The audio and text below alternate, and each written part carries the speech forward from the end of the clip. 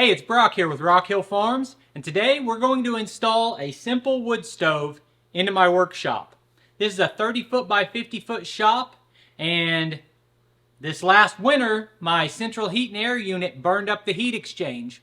And rather than spend a lot of money replacing that unit, I've decided to go with wood heat. I've actually got a couple of other supplementary heat sources, and I'm kind of comparing the cost to operate, but I think wood heat is going to be the most cost effective for me, especially since I split my own wood. So what we've got here is a used potbelly wood stove. Pretty simple stove, and I bought this on Marketplace trying to go as cheap as I possibly could. And what I paid for the stove is about what retail price is on a similar stove new. I paid $400 for this. But the reason I did that, and I actually drove 3 hours away to get it, is because it came with these three sections of black pipe, plus two 3-foot pieces of triple wall pipe, a wall box, and the roof flange. And from what I can see, you can get this same stove for $400 new, but you'd spend $800 or more on the stovepipe. So essentially, by getting the used stove off Marketplace, I got all the piping for free. So the first thing we have to consider is placement. Code says that the stove needs to be 3 foot away from the wall. And because my walls have this foam insulation on them, I'm going to actually put a heat barrier up to protect that insulation and still go the 3 foot out. So the first thing we need to do is decide on placement. Then we need to locate our hole in the roof and make sure that's going to work out. So obviously one major consideration is making sure that there's nothing flammable that's too close to the heat. That's what this box does. This is triple wall pipe with this box that you use to pass through the ceiling, isolates you out even a few more inches from the triple wall. So this won't be hot at all. So the first thing I want to do is cut out a hole in my ceiling for this box to set in.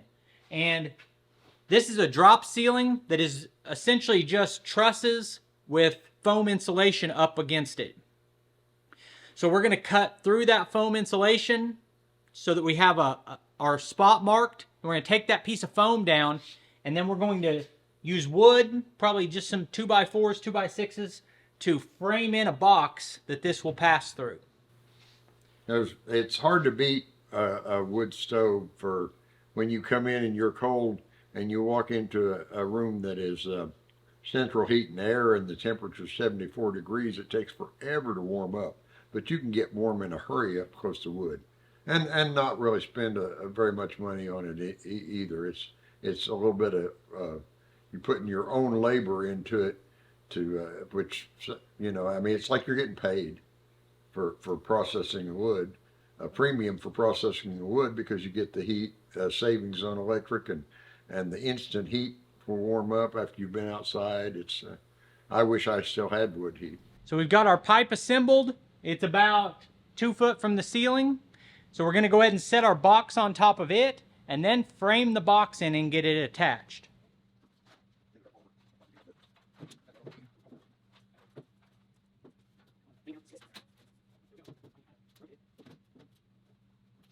So we've got our black box that's meant to pass through the ceiling, and we've dropped it down with some 2x12s to bring our single wall pipe further from the ceiling.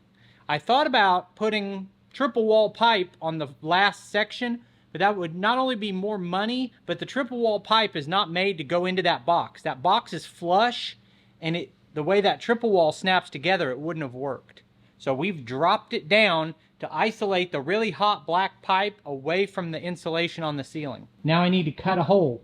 Luckily, the hole can be oversized because we have a big flange going on top of the roof.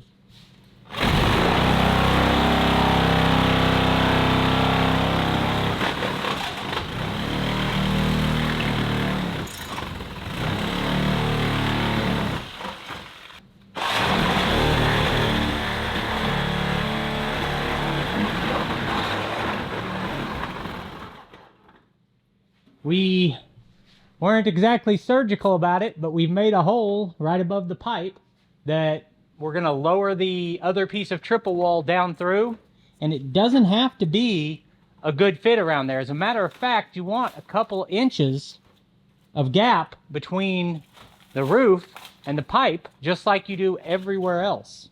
As you can see here, our flange for the roof is really wide. We've got a 10-inch wide pipe, and this is 24 inches. So as long as your hole in this roof isn't bigger than 24 inches, you're okay. So I'm being honest, I do not like being up on this roof. Feels like you don't have as much grip as you do like on a shingle roof. It's not super steep, but it's steep enough.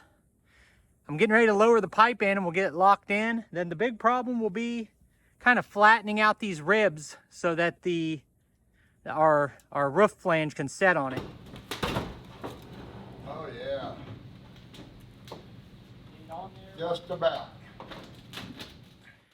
So I started off with this flashing right here, and then this was a drip rail for it.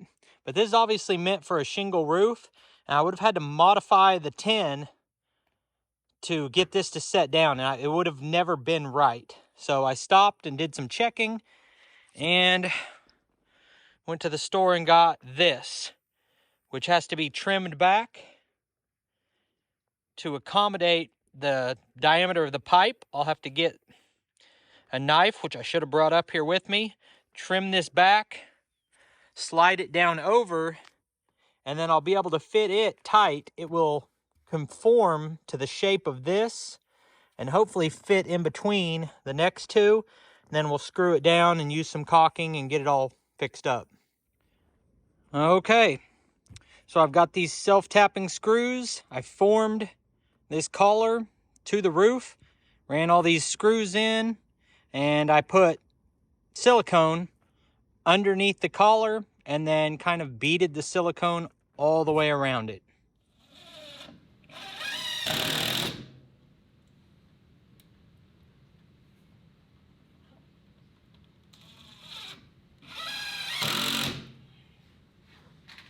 So if you're looking for premium craftsmanship, you're not going to find it here. What I'm trying to get is heat without spending money. That's it. That's all. I bet this works. It's just not pretty. Not the prettiest job, but I've got all the gaps and cracks sealed up. Not that, it's not like there's going to be smoke in there, but just don't want, in general, air rushing up into the loft. So, got all that sealed up, and now I'm going to paint that black, and we'll let that dry, then we'll be able to start a fire. Now that the stove install is done, it's time to check it out, light a fire, make sure everything's working good. There's really nothing to be wrong. I mean, it's a straight shot, so you know it's going to draft. So I feel good about everything I've done, but I want to go ahead and get a fire lit. Tomorrow, we have a high temperature of 93.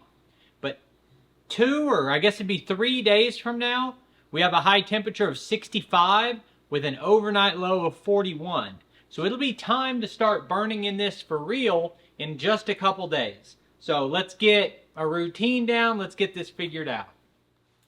So I really don't have kindling cut up, but this wood is really dry and well seasoned, so it should light well. And I've got a few pieces that aren't as big, so hopefully we can get this thing going. I'm trying to do everything on a tight budget, so I didn't want to spend a bunch of money. I got a cheap little ash bucket. In my experience, the ash bucket isn't very much good to you without a lid, because if it's still trying to smolder and you're cleaning it out, and some of those ashes aren't fully burned, it can light up again inside of your bucket, and you really don't want that. So you really need a bucket with a lid. Got a super cheap shovel that came with the bucket,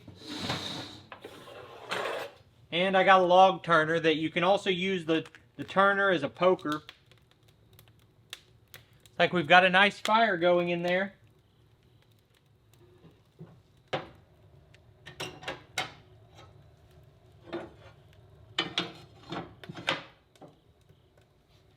I've used 2 different wood burning fireplaces, and this is the second wood stove that I've had.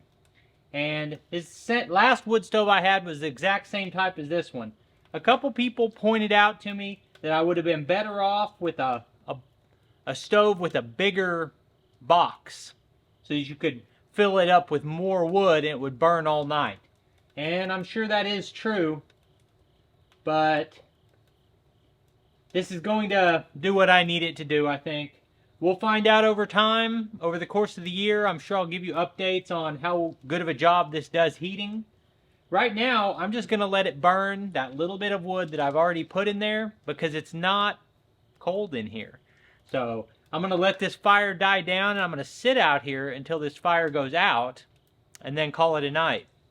But I appreciate you taking time to watch the video. I'll put links on the screen to a couple more of our videos, and I'll see you next time.